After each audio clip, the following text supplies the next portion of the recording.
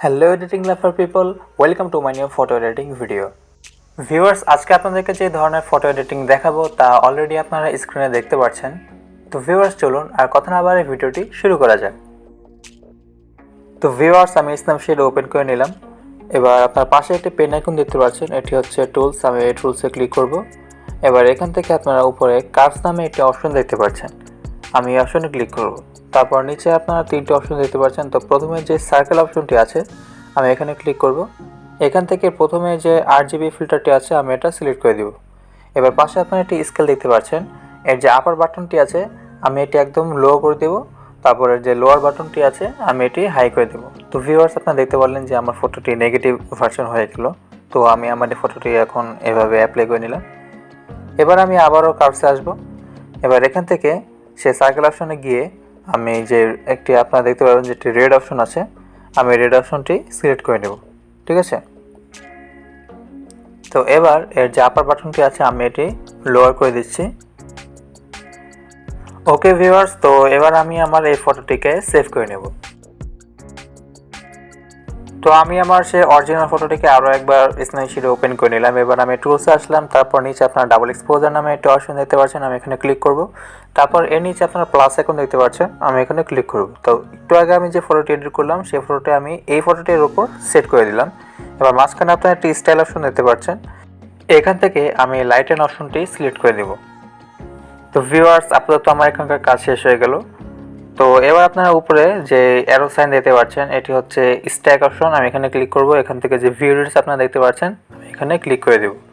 তারপর একটু আগে আমি যে ডাবল এক্সপোজার কাজ করলাম তো আপনারা এখানে দেখতে পাচ্ছেন, আমি এখান থেকে ক্লিক করে মাঝখানে থাকা যে ব্রাশ আইকন আছে ওখানে আমি ক্লিক করে দেব। তো এবার আপনারা নিচে ক্রস সাইনের আগে একটি অপশন দেখতে পাচ্ছেন, আমি যদি এখানে ক্লিক করি তাহলে দেখতে পারবেন যে একটু আগে আমি যে এডিটটা করলাম সেই এডিটটা চলে আসবে। ঠিক আছে। তো এখন আপনারা দেখতে পাচ্ছেন যে এখানে যে লেখাটুকু আছে এই লেখাটুকুতে যে কালারটা আছে, সরি, এই কালারটা ছাড়া আমি বাকি যে আশপাশে আরও কিছু অংশে এই কালারগুলো অ্যাড আছে সেই কালারগুলো আমি ব্রাশ করে মুছে ফেলবো। তো ভিউয়ার্স, এটা যেহেতু একটু স্লো প্রসেসের কাজ তাই আমি এখান থেকে আমার ভিডিওটা কিছুটা ফাস্ট করে দিচ্ছি।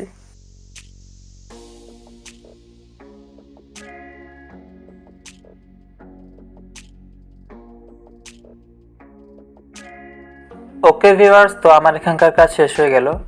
এবার আপনারা এখানে একটি ল্যাম্প দেখতে পাচ্ছেন। তো আমি ল্যাম্পের মধ্যে কিছুটা কালার অ্যাড করব। তো এর জন্য আমি টুলসে আসলাম। এবার উপরে আপনারা কর্নারে হোয়াইট ব্যালেন্স নামে একটি অপশন দেখতে পাচ্ছেন, আমি এখান থেকে যে টেম্পারেচার আছে এই টেম্পারেচার একদম 100 করে দিলাম। এবার আমি আবার সে একইভাবে মাস্কিং অপশনে যাব।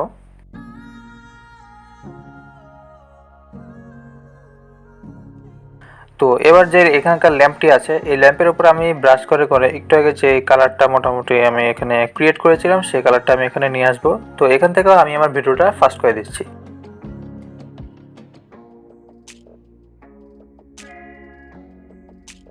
ভিউয়ার্স, এবার আমি এখানে যে কালারটা অ্যাড করলাম সেই কালারটা আর একটু ব্রাইট করতে হবে। তো এর জন্য আমি টুলস আসলাম। এখান থেকে আপনারা সিলেক্টেড নামে একটা অপশন দেখতে পাচ্ছেন, আমি এখানে ক্লিক করব। তো এবার এখানকার যে ল্যাম্পটি আছে আমি ল্যাম্পের উপর আমি সিলেক্ট করে এর যে সেন্টার সাইজটা আছে এটা একটু কাস্টমাইজ করে নিচ্ছি।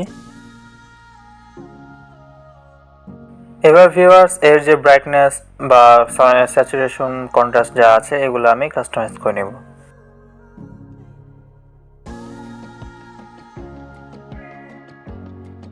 তো ভিউয়ার্স, আমার এখানকার কাজ শেষ হয়ে গেল। তো এবার আমি আমার ফটোটিকে কিছুটা ডার্ক করে নেব। তো এর জন্য আমি টুলসে যাব। তো এবার আপনারা এখানে ভিন্টেজ নামে একটি অপশন দেখতে পাচ্ছেন। তো আমি এখানে ক্লিক করে এর যে 12 নাম্বার যে ফিল্টারটি আছে এই আমি সিলেক্ট করে নিলাম। এবার এর যে স্টাইল আছে, স্টাইল স্ট্রেংথ বা ভিন্টেজ, এগুলো আমি কাস্টমাইজ করে নিলাম। ওকে, আচ্ছা। তো এবার আমি আবার মাস্কিংয়ে যাচ্ছি। এখান থেকে এর যে এখানে আপনার যে ল্যাম্পটি দেখতে পাচ্ছেন এই ল্যাম্পের উপর যে ডার্কনেসটা মেক হয়েছে এই ডার্কনেসটা আমি সরিয়ে নেব। তো এখান থেকে আরেকটু ফাস্ট করে দিচ্ছি আমার ভিডিওটা।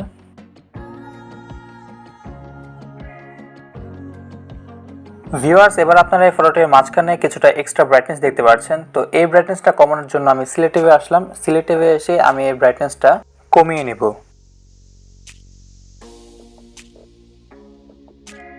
তো ভিউয়ার্স, এবার আমার ফটোটিকে আরও কিছুটা ডার্ক করে নিতে হবে। তো এর জন্য আমি আবার টুলসে আসলাম।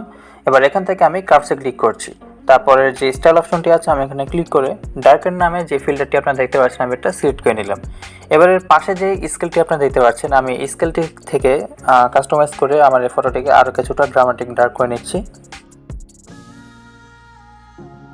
ভিউয়ার্স, আপনারা এই ফটোটিতে এখন কিছু লেখা দেখতে পাচ্ছেন আর যে ল্যাম্পটা দেখতে পাচ্ছেন এই ল্যাম্প এবং এই লেখাটার উপর আমি কিছুটা গ্লো লাইট মেক করব।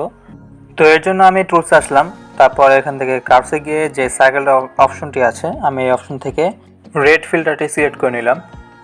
এবারে পাশে থাকা স্কেলটির যে আপার বাটনটি আছে এটি আমি একদম লোয়ার করে দিচ্ছি। তো আবার আমি সেই সার্কেল অপশনে যাব। এবার এখান থেকে যে আরজিবি ফিল্টারটি আছে এটা সিলেক্ট করে এর যে হাইলাইটস আছে আমি এটা কিছুটা ইনক্রিজ করে দিব। তো ভিউয়ার্স, এবার আমি আবার একইভাবে মাস্কিং অপশনে যাব। তারপর এখান থেকে যে আপনারা লেখাটা দেখতে পাচ্ছেন এই লেখাটার উপর আমি ব্রাশ করে করে সেইগুলো লাইটটা মেক করে নেব। তো এটাও যেহেতু একটু স্লো প্রসেসের কাজ তাই এখান থেকে আমি আমার ভিডিওটা কিছুটা ফাস্ট করে দিচ্ছি।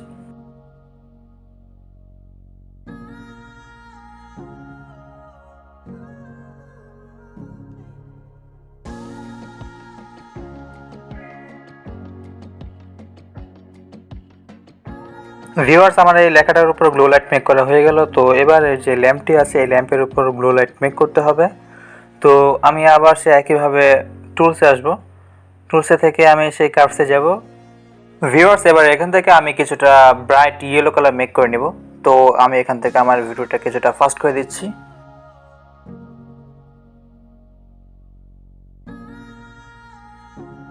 তো ভিউয়ার্স, এবার আমি আবারও সেই মাস্কিং অপশনে যাব।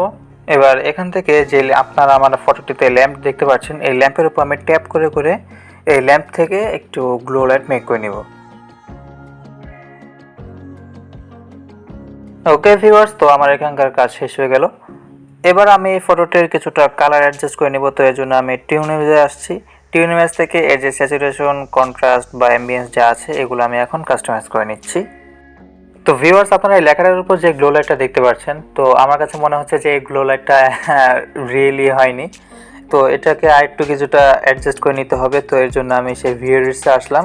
এবার যে কার্ভসে আমি এডিট করেছিলাম সেই কার্ভসে চলে আসলাম। এবার এখান থেকে আমি সম্পূর্ণভাবে এই গ্লো লাইটটা মুছে ফেলবো।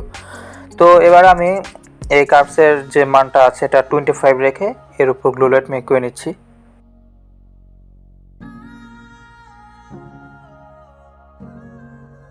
তো ভিউয়ার্স, আপনারা এখন দেখতে পাচ্ছেন যে আমার এই ফটোটি কিছুটা রিয়েলিস্টিক লাগছে আর এর মাধ্যমে আমার এই ফটোটি রেডি সম্পূর্ণ হয়ে গেল।